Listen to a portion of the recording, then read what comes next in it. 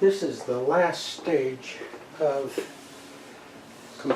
completion of this Queen Anne side chair in walnut, and the last stage is doing the upholstery for this slip seat.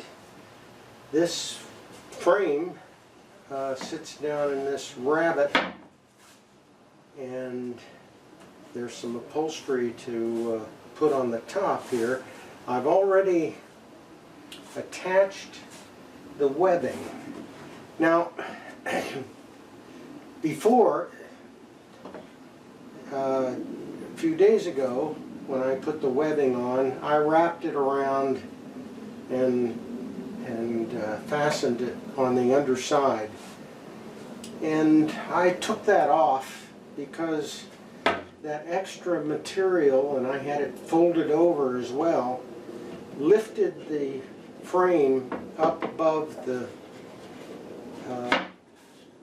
top of the rail here and exceeded the depth of this rabbet in which this sits. So I've changed that. I've taken the webbing off and fastened it only on the top surface, and that keeps this frame down better where it needs to be. Now, after doing this, then there's some other layers of things that will go on top. So there will be something like this, and let me just take off the layers that will go on here. This is the muslin that will be tightened down and tacked in underneath the frame, and that muslin is going to hold all these other layers in place.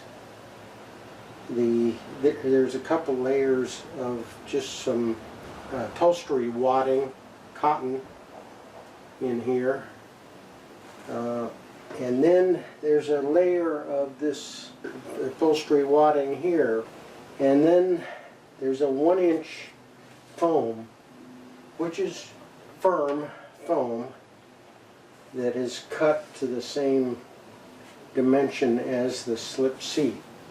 So these layers will go on, and the muslin will then bring those layers together, and the final will be the covering, which will be this material here. So that's the next steps in finishing the upholstery of the Queen Anne chair.